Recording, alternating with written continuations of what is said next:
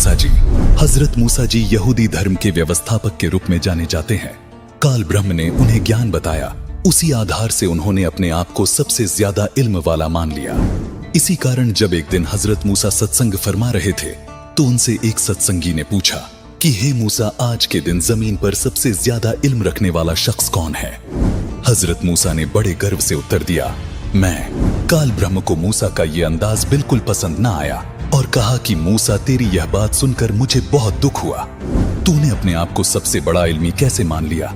घुटनों के बल बैठे मूसा ने कहा कि मैं आपका भेजा हुआ रसूल हूँ और मुझे सारा इल्म आपसे हासिल है, इसीलिए मैंने ये कह दिया कि आज जमीन पर मुझसे ज्यादा इल्म किसी के पास नहीं है।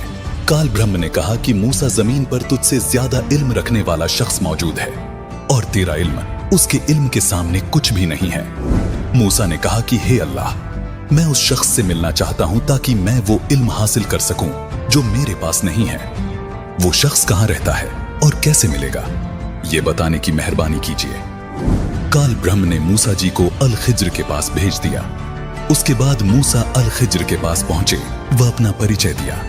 कहा, मुझे अल्लाह ने आपसे इल्म सीखने के लिए भेजा है, आप मुझे वो नेक इल्म सिखा दें जो आपके पास है। अल खिज्र ने कहा कि अच्छा, अगर आप मेरे साथ चलना ही चाहते हो तो ध्यान रहे, आप किसी भी चीज के बारे में मुझसे सवाल ना कीजिएगा जब तक मैं खुद उसके बारे में ना बताऊं। लेकिन हजरत मूसा अल खिज्र जी की शर्तों पर खरे नहीं उतर पाए, जिस कारण उन्हें अल खिज्र जी से बिना इल्म प्राप्त किए ही वापस लौटना पड़ा। हजरत मूसा को मिलने वाले अल खिज्र कोई और नहीं बल्कि स्वयं कबीर परमात्मा ही थे।